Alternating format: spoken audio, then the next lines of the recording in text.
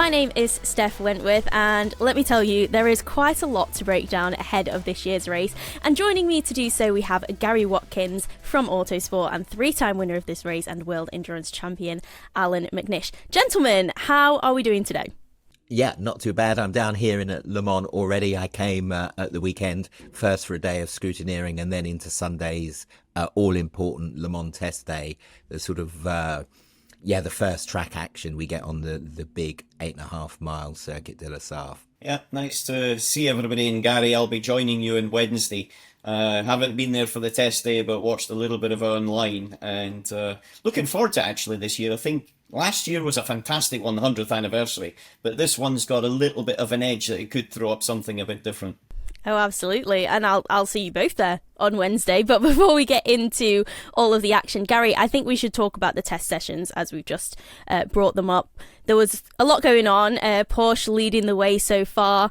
What were your takeaways from the couple of days? Well, and Allan will confirm this, that you should never take too much away from the test day because it is, as the name says, a test day. You know, people have their programs to go through, setup work, tyre work, all manner of stuff. So it's not about going for times. But saying that, Porsche were at the top of the times. The two of the three Penske Porsche Motorsport 963 LMDHs filled out the top two positions.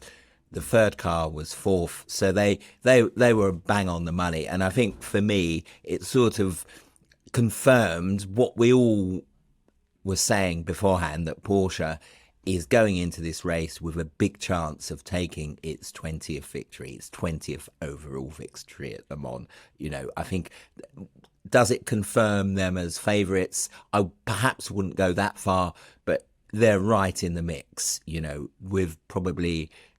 three, potentially four other manufacturers. We can say that with absolute certainty. I'm not telling people watching this to bet the farm on it, but Porsche are going to be there or thereabouts. I'll tell you what, that was a bit of a brave prediction there, Steph. I've got to be honest with you. You know, I'm just looking at the times, and I've got to pick Gary up on one thing.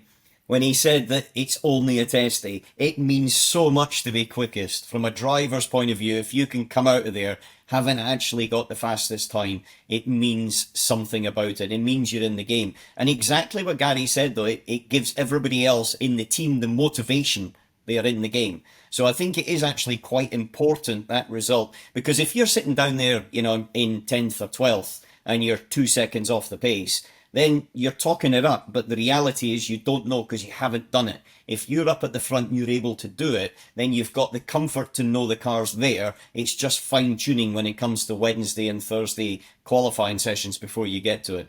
But could I just take you back a few years, Allan? Oh gosh, gents, we're going in already.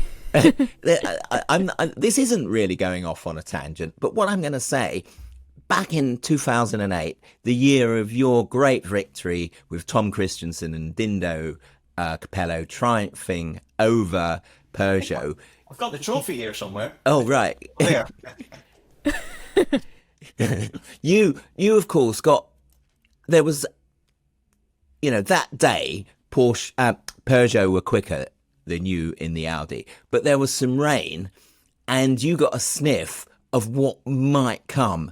That I remember you telling me this story. There was some rain, and suddenly in the rain, you were competitive, or more than competitive, with the Peugeots, and you thought, hang on a minute, we can do something, even though we've got a 3-year-old car, even though we know they're quicker over one lap in the dry. And that goes back to what you were saying there about motivation, and that must have been so important for you, and that amazing performance by the three of you in 2008. Without doubt, it does. It gives you that sort of sense of where you're quick, where you need to improve, and where you focus your energy. Now, the one thing you can't change is reliability, because by now, if you haven't done your reliability testing and you're not pretty confident there, you're never going to find it in 5 days. But you can fine-tune the speed into it. And more importantly than just the speed, Gary, the adaptability of the car to be able to work in all of the different conditions, whether it be hot in the daytime, wet at night. the greasy conditions when you get to 11 o'clock in the Sunday afternoon and the track's just heating up and it's kind of got that sort of slipperiness about it for a little while. So you get that sort of sensation of it. However, when you go back on Wednesday, the circuit's different again, because it has just had road cars driving down the Hune d'Hier and through Arnage and all of these areas. So again, you do have to then build that process up. But I've always preferred to come out of the test day fastest. It was much better than coming out 10th quickest, because it gave us a clear vision of where we were. And 2008 was a good example, because that was the one time we saw weakness in Peugeot, and we had a feeling and a knowledge that it was going to rain come the race weekend. So it was an area to exploit, and we targeted our strategy around it. Sorry, Excellent. Steph, we went off in the direction. No, that's fine. I think you guys have really encapsulated how important the test days are and the excitement that comes around the 24 hours. Because just listening to you guys talk, I'm so excited for this weekend ahead. It's going to be absolutely fantastic. You guys have been talking a little bit about Peugeot, who I want to talk about later, because they have come out with the advantage in terms of balance of performance. But just before we get into it, I want to talk about the BOP, just because we're going to talk about it a lot coming into the video. And if you are unaware of what it is a series of technical adjustments that are imposed on the team, mainly regarding weight and power. And it's kind of designed to create this equal playing field, but it does stir up a little bit of controversy amongst fans, teams, as to who's gaining an advantage, who's losing the advantage. But Alan, I'd say it creates some quite close and fantastic racing, no? Well, when I started in sports car racing, it's 26 years ago now, there wasn't BOP. Basically, you brought what you had that was built to a set of regulations and you ran. And if you weren't quick enough, you went home and you redesigned or did whatever it may be. But what you had was a grid that was very, very spread apart. The haves and the haves not. And BOP has become a little bit of a dirty word for a lot of fans. But at the end of the day, it's brought a lot of people into the sport and a lot of manufacturers into the sport, especially now if we look at the hypercar category. And in my view, it has also created some fantastic racing. And in my career, some of the best racing, even although probably at the time I wished it wasn't quite as brutal as it was, some of the best racing, the memories of the races were pretty much down to balance of performance in one format or another, either helping us or hindering us. But whichever way, it creates that playing field that allows the manufacturers with the different concepts, technology, ideas to race against each other on relatively equal footing. Yeah, I'd have to agree with Alan. I'm a purist, and so at heart, I don't like BOP, and the idea that it's there in place at the top class of Le Mans, the most important sports car race in the world, is sort of something I don't like. But I have to say that this golden era, I've said it, we've got 10 minutes in and I've only just said golden era. But this golden era that we're in is at least partially the result of the BOP, in that manufacturers believe they can come here, race in the hypercar class, be competitive, and not be outspent and relegated back down the grid just because they don't have the funds to compete with whoever the biggest spender is. And that is really, really significant. And it's why we have so many manufacturers here today. No BOP, no golden era. Damn, I've said it. But if you look at it, 21 cars were covered by 3 seconds round an 8.5 mile circuit, or 13.4 kilometers, whatever it is. Now that is super close, and significantly closer, Gary, than what we can remember. You mentioned 2008. There it was even more spread apart than that. And so from that perspective, I think we've just got such a lot of teams and cars in it because of this word that Gary hates to say. Yeah, we should probably just add that the way the rules, the more the sort of black and white, the rule book, if you like, is framed, have played a part in A, how close it is, and B, so many people coming to play. We should say that because it is quite a creative rule book, but the BOP has played a part as well. Oh, definitely. There are many factors, but as we've mentioned, as you both hit the nail on the head, really, the racing is super, super close in this golden era. Take a shot every time someone says golden era. But there are many, many contenders for this race.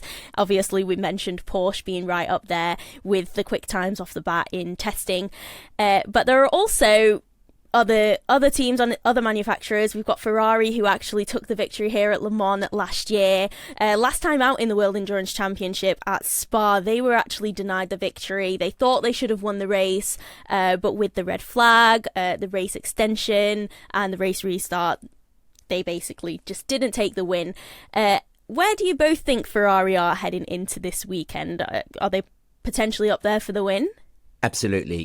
If a day and a half ago, I would have said Ferrari number one favourites. If I was a betting man, I would have put my money, not a lot because I don't have much like Allan, on Ferrari. Maybe that shifted. Maybe they're equal favourites now with Porsche. Maybe Porsche is slightly the bigger favourite. But I mean, we need to look not just at last year at Le Mans, where Ferrari were sort of had the quickest car along with Toyota. It was nip and tuck and it could have gone either way. But we need to look at the first 3 races of this year. Porsche have ended up winning 2 of the 3, one with the factory PPM Penske team, one with the British customer Jota team. But it could easily be that Ferrari had won 2 of the 3 races. They, as you said, they lost out at Spa really just through bad luck and the circumstances of the red flag, the restarting, who'd stopped just before the red flag, and therefore, the stops that they'd made, they sort of didn't lose so much time. But then before that at Imola, Ferrari were pretty much on course for the victory, and then, quite frankly, they messed up. They admitted as much. It rained, they made the wrong call, they left the car out on slicks, and they ended up losing out to Toyota and Porsche as well. But the Ferrari really has made strides this year. Last year, Ferrari only won at Le Mans, and I would say it was only really in contention for winning at Le Mans. Yes, it got podiums. It was number 2 behind Toyota in the pecking order, but I wouldn't really say it ever looked like winning a regular World Endurance Championship event. This year, after a winter of work on the car, lots of testing, they've come back with a car that is much better on a full range of circuits. Now, that you might say that's not particularly relevant to this coming weekend, but what we can say is that all round the Ferrari is a better car than it was this time last year.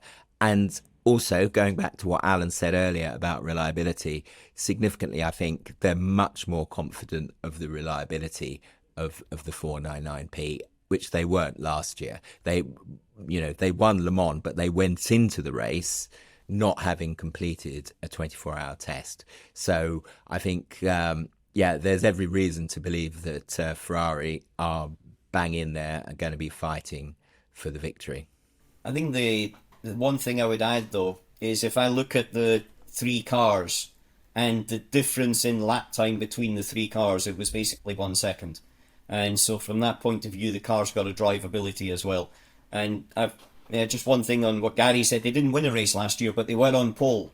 So they had sheer speed in the car. It was just their ability to convert that into something that was big trophy prize at the end. And I think they're going to be in there. I think as well, though, Porsche right up and Toyota, I've got to say, they've had a mishap by losing one of their drivers, but I would never discount them around there. Now, the experience level they've got in that organisation is pretty immense. Absolutely, I agree with you. You could never discount Toyota because Toyota have 5 victories here in 6 years. So, they know how to win the event, and we've seen them overcome adversity multiple times in that period. I think if you go back to the first year of the current car, the GR010 hybrid, they had a really strange refueling issue that somehow they managed to overcome and win the race. And I just think it's, as an all-round team, Toyota is is the best team. And interestingly, Porsche admits that he says if it has a weakness, it's the team. And they're saying, you know, we as a team, PPM Motorsport, have only been together for a year and a half. And you know, great sports car teams generally have people who are part of it for years and years and years, and they gel as a team. I think that's really important. I mean, you must have seen that at Joest, just that depth of experience that it's somehow intangible what it means. But yeah, we saw it year after year at Joest, didn't we? Yeah, I think especially when you come to Le Mans, and I was fortunate that I raced for Porsche, I raced for Toyota, and I raced for Audi at Le Mans. And certainly with Porsche and Audi, it was clear they were going to their second home. It wasn't as if they were going to a race circuit. When they walked into the garage, it was the same garage every single time. The structure was the same. The people went and sat in the same place. They had gone through the test day. They've gone through the Wednesday night. They've gone through the crashes. They've gone through the technical issues, and they've recovered from them all. So they've seen this storybook play out. And I think that's one of the big points that Toyota have got in their pocket that the others don't, is that they've got experience, but not necessarily altogether seeing things unfold in front of them. Because it's quite clear that even if you dominate a Le Mans 24 hours, something happens that you haven't been able to calculate for. And that's where that experience and just pure understanding, the person next to you knows straight what to do when something happens like that. And going historical again, if you think back to your years at Toyota, you know, that was a start-up team, wasn't it? Yeah. And certainly, and it was a team that wasn't doing a lot of racing. That team one per year. Yeah, okay, yeah, and they did one race after Le Mans in the second year. And you've always said that sort of, you know, just getting up to speed in the pits and things like that actually held you back in that second year in that great battle with BMW. Yeah, certainly, there's no question. You need racing experience, and you need racing experience at Le Mans. From a driver's point of view, I think drivers can be dropped in and sort of navigate their way through, but they can't unless they've got a puppet master in a technical director or a team manager or team principal, and the structure round about them that can guide them through it. But without doubt, from the team perspective, that's the key. It really is. Can we just talk about drivers dropping straight in? Jose Maria Lopez has been brought back into the Toyota hypercar lineup after Mike Conway, unfortunately, came off his bike in France just last Thursday. He's broken a collarbone and a couple of ribs. And what I should actually say, Jose Maria is a big friend of his, and they're actually cycling together, and they both came off their bikes at the same time. Mike didn't get away with it. Jose did, and he's now driving the car. And, you know, just the team was saying, yeah, he goes straight back in. He's straight on the money, you know, back with all the systems in the car. And these are complicated cars. They said it was like he's never been away. Well, he hasn't actually been away for that long, of course, because his last race with the team was in November. Before he was replaced by Nick de Vries. But anyway, I still think it's quite impressive that he's just sort of jumped straight back in, and he's sort of like slipping on his old slippers or whatever, isn't it? And just knowing what to do. Yeah, but I feel like Conway. I'm sorry, they're like, you know, when I heard the news, being, you know, knowing you've got a chance of winning Le Mans and being in the race and something goes wrong is one thing.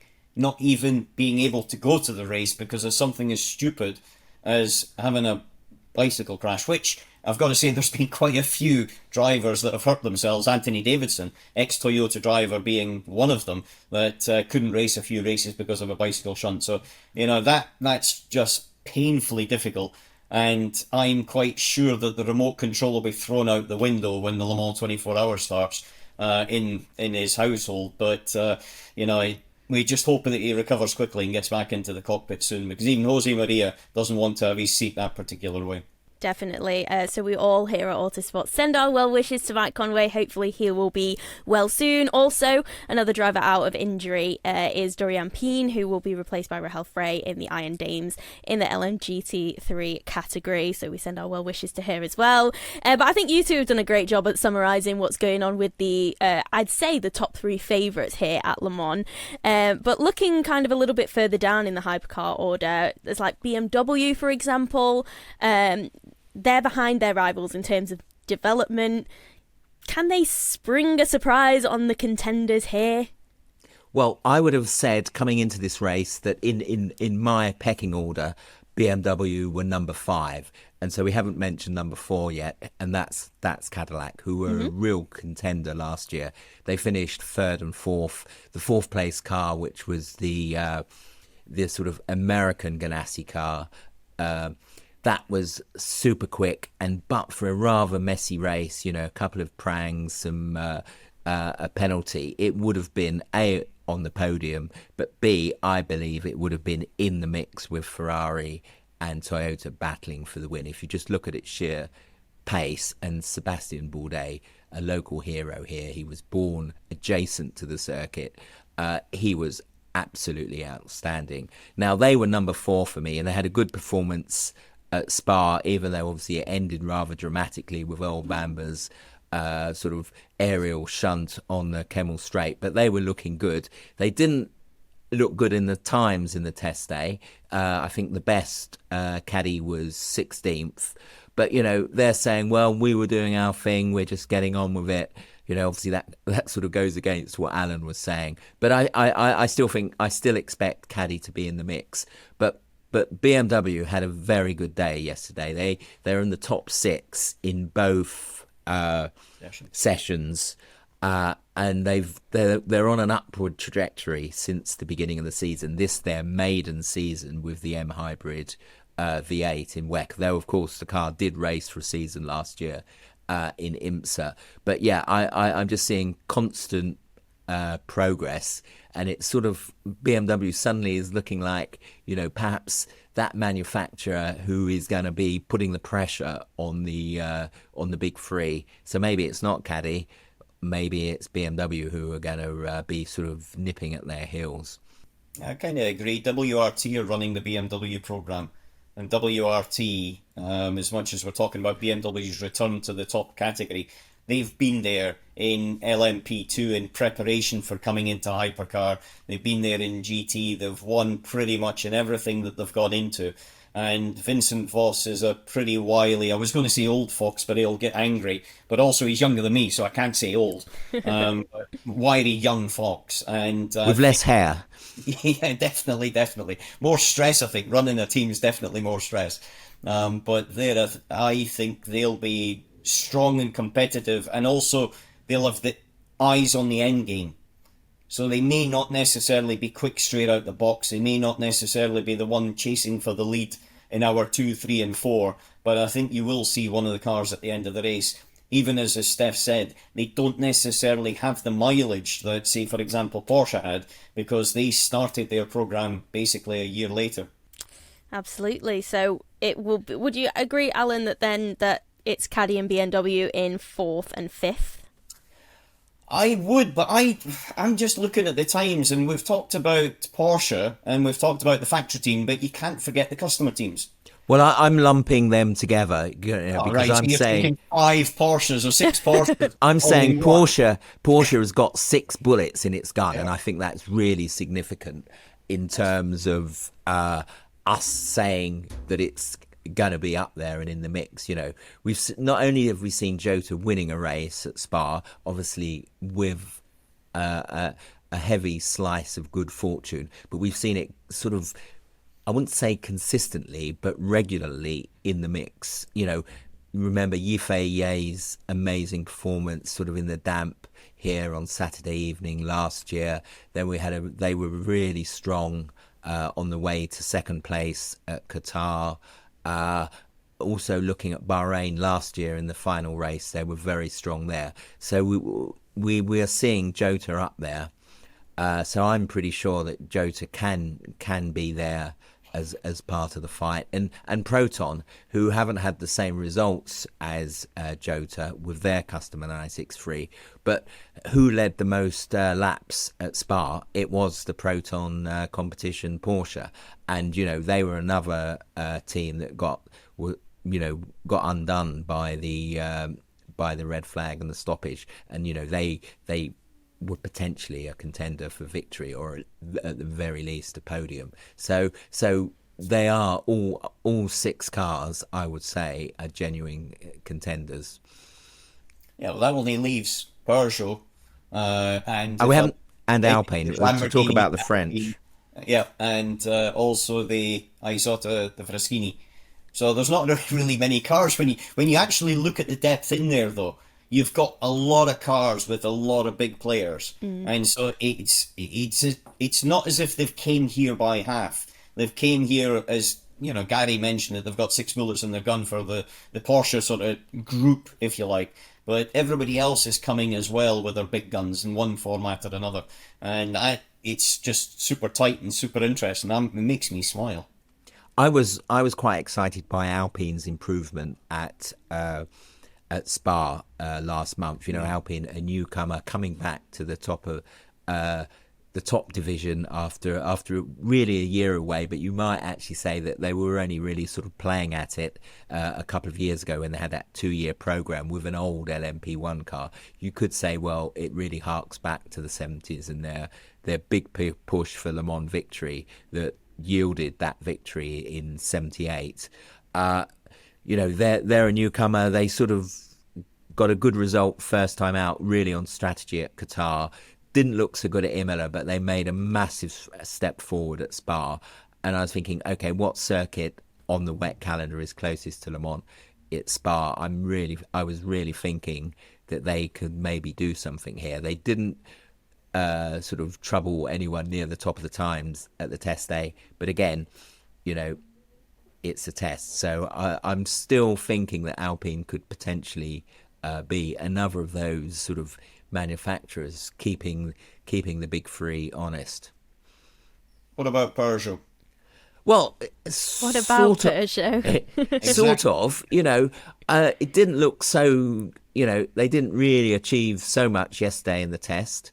But we know they did well last year here. They it was really the first time that they sort of showed any form with that car. But we can't really extrapolate what they did last year to this year, because it's still a 9X8, but it's completely different in concept. We can see from the fact that it's got a rear wing that the aero concept has changed, and that's because it's swapped to the same tyre dimensions as everyone else. Now, one of the reasons it did last year was because it was racing to a slightly different concept that was allowed in the Le Mans hypercar regulations. So we can't say the strengths it had last year, or some of the strengths it had last year, it doesn't have this year. I think overall it should be better, and it's Peugeot, of course, are a serious player. I think they can sort of, again, we have BOP, so it should be fairly equal, and if they're near the pace and they play their cards right strategically and tactically, then why can't they trouble the front runners? I don't think there's any inherent reason why they can't. I think if you ask me personally, they've had 2 times where they've looked reasonably competitive. One was Le Mans last year, and the other one was the first race of the year in Qatar when they ran out of fuel, I think, on the last lap, when they were on for a podium for the 2nd place. But apart from that, it's been a pretty lean time. Don't forget their podium at Monza last year. That was actually that is their best result. That probably just confirms what I'm about to say. It's been a pretty lean year. Right. We're talking about the might of them coming back. This is another homologation car. And so they haven't, like everybody else, ran their car through a 2-year period. After 1 year, they felt that they needed to have a big upgrade on it because the performance wasn't there. But neither was the reliability. And that's the concern I've got, is the reliability has been an Achilles heel for them. And this is a 24-hour race. It's the equivalent of driving from New York to Los Angeles without stopping, just with fuel and tires. And you need reliability. You know, you're doing 17 Grand Prix back to back in distance. You need reliability. And if you don't, which they've struggled with, then it can be a very, very long 24-hour race. So for me, the jury's a little bit out. As Gary mentioned about the performance benefit last year doesn't follow through. The jury's a little bit out, because unless they've got that locked down, then it's going to be a tough one for, and they're home heroes. Let's be honest about it. Alpine and Peugeot are home heroes. You know, they're from Paris, both of them. And Le Mans isn't that far from Paris, but it can be a long drive home if it hasn't been a good race. Definitely. Well, talking about Peugeot and Alpine, who are towards the back but could potentially be up there. There's always a potential. It's a long 24-hour race. The only manufacturer in hypercar that we have not yet mentioned is Lamborghini. It is their first Le Mans as a hypercar entry. What's the target there? Is it simply to make it to the end of the 24 hours? Is there anything higher? I would think a clean finish would make them very happy. I would think. You know, it looked slightly better than it had previously at the test day if you look at its times in the order. But I do think, you know, they're going in with relatively modest expectations, and yeah, if they have a smooth run without the car being, you know, rolled into its garage or put on skates and swiveled into its garage for sort of some major repairs, I think they'll be over the moon. Yeah, the other thing about them though is they've got 3-4 very quick drivers. You know, if I look at the driver lineup, you've got Bortoleto, Kvyat, Mortara. You know, all of them are punchy. So I can, even though as Gary says, you know, looking at a clean run through, I can see them being fast. That's one area. They were pretty quick in the test day, top 6. And so I can see that being one of the things that the drivers want to do is to prove their worth. But the question is, you know, whether they've got the capability to run the 24 hours without going into the garage. Excellent. Well, I think we're coming to the end of talking about the hypercars. But again, just to bring up balance of performance, it's always a talking point heading into the 24 Hours of Le Mans with a new power gain rule, which means cars can go over 155 miles per hour on the long Le Mans straights. Gary, could you just talk us through a little bit about what this means, how it works, and Alan, do you reckon it's a good idea? I'll let Gary kick off with this one. So basically, power gain is another tool in the BOP process. And they're trying to balance the sort of performance profile of the cars over the full lap. So some cars will have a straight line speed advantage. So what they're now saying is, well, there'll be a plus or minus figure on your maximum power that will be applied above a certain speed. For Le Mans, that's been set at 250 kilometers an hour, 155 miles an hour, which is obviously, you know, it's slightly higher than it will be when this is used at other circuits. 210 kilometers is what's being talked about. So it's aimed at sort of leveling up how the cars achieve their lap time, and they can then be less reliant on weight, for example. So I think it's a really significant thing that they've done here, and it could be beneficial. But obviously there's a caveat there, and this is the first time it will be used in hypercar. They sort of told us about it at the beginning of the year. Initially, they were suggesting Imola race 2 could have been its introduction, could have been Spa, wasn't, but now they've introduced it for the big one. I would question why they introduced it here and didn't sort of bring it in for Spa and sort of, you know, just sort of get accustomed to how to use it, you know, sort of a dry run, if you like. But yeah, I think it is a positive move. How it works out, yet to be seen.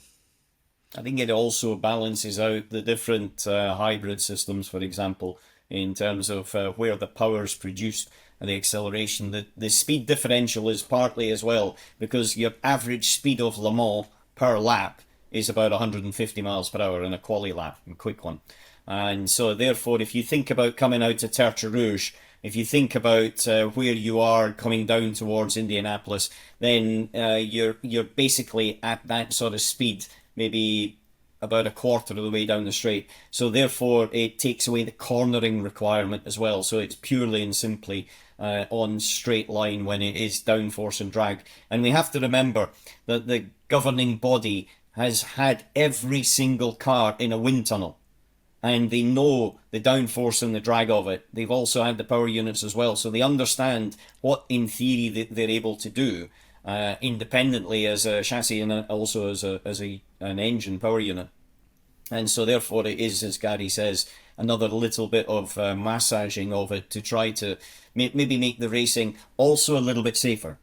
Because one of the biggest things I've had in my career is when they did change the balance between one category and the other, for example, you suddenly had LMP2 being super slow in the straights, but super quick in the corners. And that just offset against everybody else. But if they can try to manage that a little bit cleaner, then ultimately everybody's more going at the same sort of pace. Well, thank you for that explanation, gentlemen. We will wait and see how this brand new power gain works out. But Alan, you've just brought up LMP2, and that is exactly where I want to go, because we've spent a good chunk of time talking about hypercar, which is obviously where a large portion of the excitement is held. But LMP2 no longer a part of the World Endurance Championship this year, however, returns for the 24 Hours of Le Mans. There are some quite exciting entries, teams that we've seen for many, many years, Duquesne, EDEC, Nielsen, Algarve Pro Racing. What should we be looking out for in terms of LMP2 and their entries this year in the 24 Hours? Blooming good race. Well, that's what we're hoping for. They're robust. They can be driven hard. They are going to be driven hard. They've got great lineups in the driver program there. Looking through it, you've always got you've got the sort of silver in there, but as a general point, I think you're going to have some really, really good racing with the P2s, and that's been, in my opinion, over the last 10 years, probably the best category from a pure wheel-to-wheel racing entertainment and excitement perspective. It's been absolutely super. And this year, as you say, it's not part of the WEC, but it's still part of Le Mans. And there's still that big trophy at the end of it. And, there's only going to be one that can pick it up. United were quick in the test, and I think they're looking pretty strong. But I always think it was like flicking a coin. You just never knew which way it was going to come down. And that's the same, I think, this year. Maybe I should just explain why we have LMP2 here at Le Mans. And okay, it's been banished from WEC as hypercar has grown and as the LM GT3 category has come in for the first time with 9 manufacturers. So there really wasn't space for it. But the ACO, the organizer here, and the co-organizer with the FIA of the WEC basically said it's one of the foundation stones of what they call the pyramid of endurance.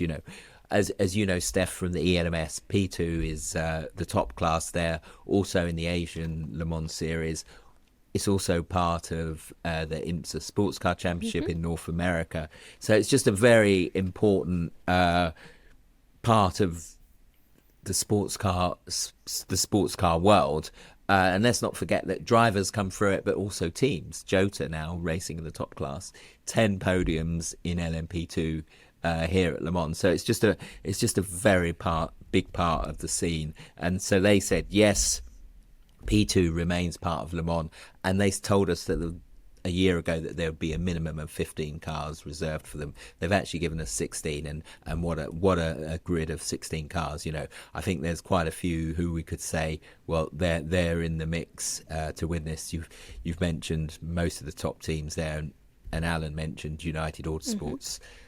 So yeah, I think we're in for a cracker there. Yes, and half of those entries are a Pro-Am entry, and we're getting into the bronze drivers, which is an incredibly exciting part of the 24 hours. The amateur drivers have the ability to drive on one of the most iconic circuits in the world.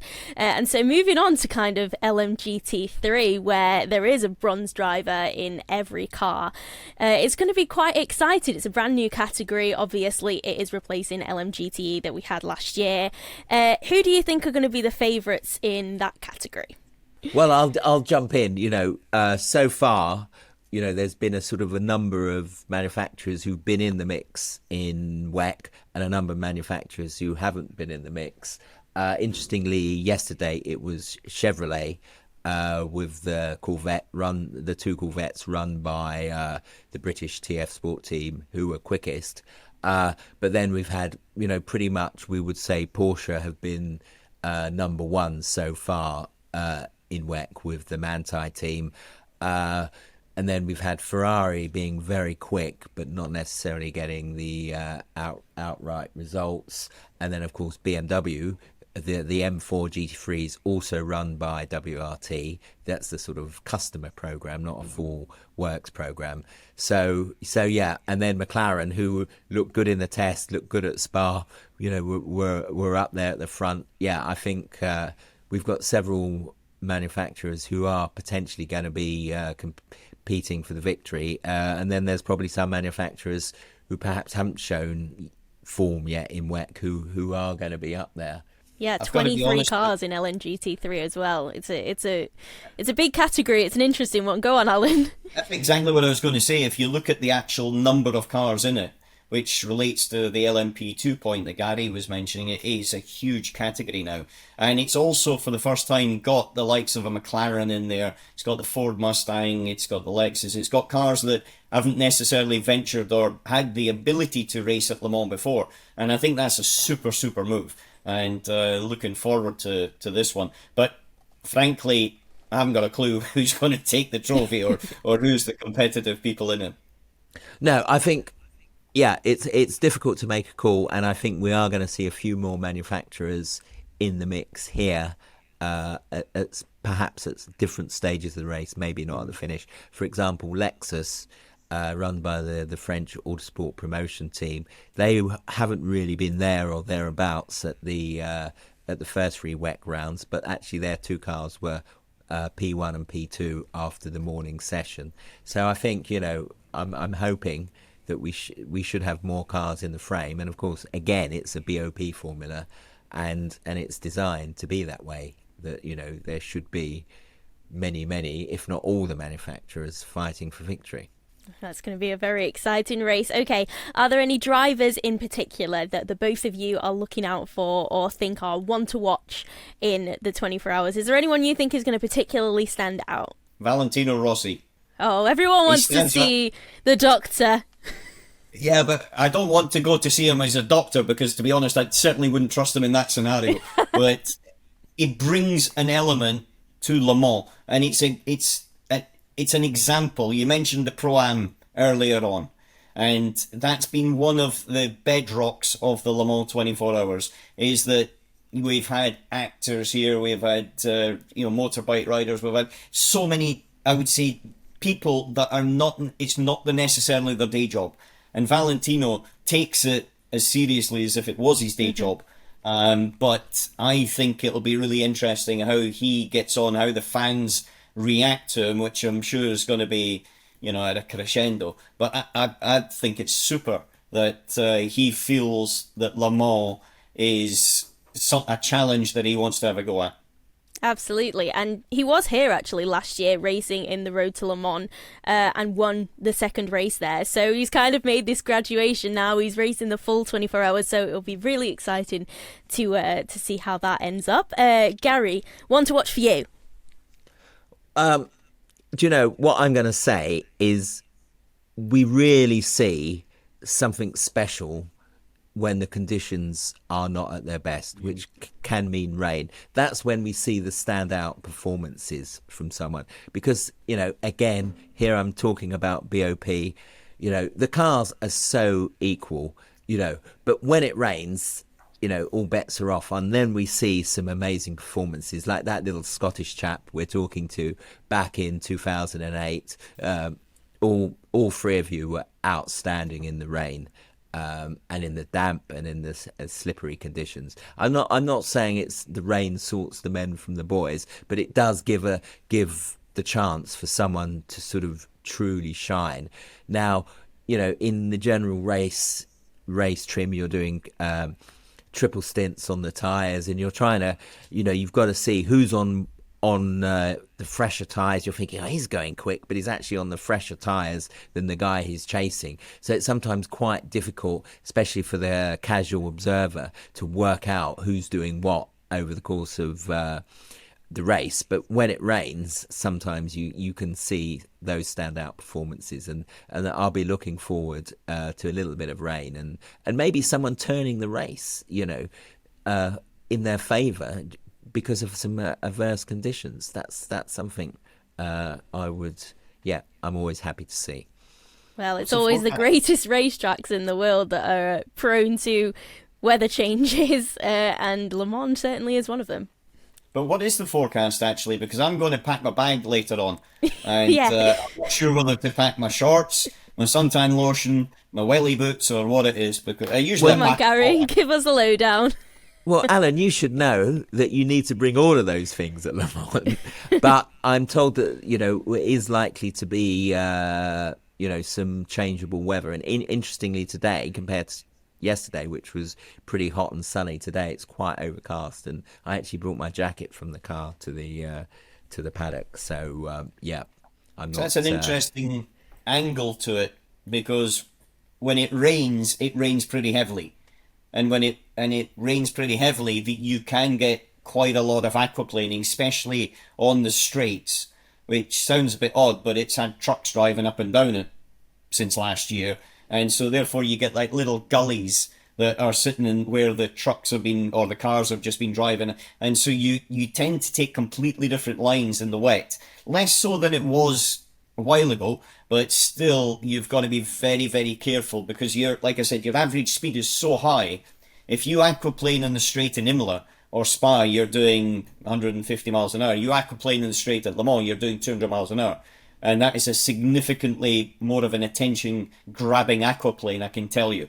And I think there's an element that you need to have I would say, very, very quick hands in the wet. You also need to have very good eyesight, and you need to have very good anticipation of what is coming up. And that's not just the car, it's also the traffic and the vision of what you're going to do with the traffic that's coming up, of which some of it you can't really see because of the spray.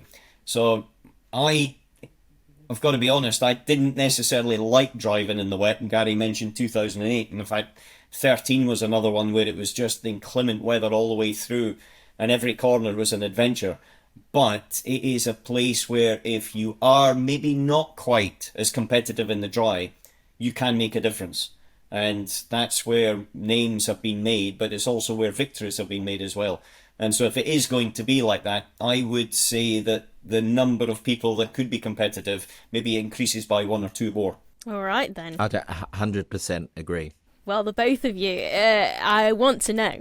I need to know, who is your pick for the overall victor? Because wet or dry, somebody is going to win this race. So who are your bets on if you were betting men? I'm going to say Porsche for 3 reasons. One, because I love the idea of them taking their 20th win. It's Ferrari had that emotional win last year. Now it's the turn for someone else, and wouldn't it be nice if it's Porsche? B, because their form has been outstanding this year in WEC and continued last year. And of course IMSA, they won the Daytona 24 Hours, which proves the reliability of the car. And of course they were quick yesterday. But it's going back to my bullets in the gun thing, or arrows in the bow, arrows in your quiver, or whatever it is. They've got 6. Let's say one of the customer cars, maybe the second Jota car, isn't quite perhaps as quick as the other two, the other Jota car and the other Proton car, but certainly they have more bullets than anyone else. And as Alan says, reliability is important, so they've almost got the chance to have a few reliability problems, but there are then other cars ready to pick up the pieces. So I think there are multiple reasons why Porsche can win this. Gary's and gone why I full want Porsche Gary, to win this. Clint Eastwood, 6 bullets in my gun. Yeah. I would say there's one other part, which was the romantic side of it, is that Roger Penske's won everything in motorsport and beyond, but he's never won the outright Le Mans 24 Hours, and that's why this project was started, was for him to have that trophy in his cabinet. So without doubt, if it does happen for them in a week's time, then it'll be an incredible additional trophy into Roger's trophy cabinet. And if we think he's won 20 Indy 500s just at the end of May, and if he could get this first one. However, I've got something that's telling me Toyota's back in the game. That's what I was going to say, Alan. You stole sorry my about answer. that. If I jumped in there then, because there's just something tells me in those changing situations, they've pulled it out just a couple of weeks ago in Imola, and Ferrari dropped the ball, but there was someone there to pick it up, and I think they're going to be right in the mix, and so I'll plug for Toyota on this particular one. But I'm not going to put any money on it because, to be honest with you, I haven't got the confidence to put a tenner on it. Never mind anything else. But I just. And you're Scottish. I still owe you dinner, by the way, Gary. Yeah, I know. Can I claim interest on that? Can we? Okay, Steph. Just so you know, about 8 years ago, I messed up, and I think I'd left my driving license at home, and we were in Japan, and I phoned Gary, who was at the airport. And he kindly was our chauffeur for the week and drove us down to Fuji. And I promised him dinner, and for whatever reason, we haven't actually met up since then. So I will buy you dinner, don't worry. It might be cold by the time you get it, but I'll buy you. Can I actually tell the true story? Is that Alan, being a racing driver and being used to having everything done for him, turned up at the hire car desk as a non-racing driver doing TV stuff, and didn't have the correct international driving permit that you need in Japan. So they wouldn't give him a car. I can't remember if he rang me or I was at another hire car desk. So I ended up taking him and Louise Beckett, who I think we picked up at Haneda, to the airport. So Alan's trying to blame his forgetfulness, but it was actually that it was just like he was just not on his game that day. Well, So do you know what, gents? You guys can work out your dinner plans later, okay? And maybe this is the weekend for it to finally happen. But I think that just about does it for our 2024 Le Mans preview. We've talked your ears off, and thank you so much for sticking with us, but it is going to be one heck of a race. So if you enjoyed this video, make sure to leave it a like and subscribe so you don't miss any of our other content, including the full review of the 24 Hours of Le Mans, which will come your way next week, right here on Autosport. But for now, thank you for watching, and we'll see you in the next one.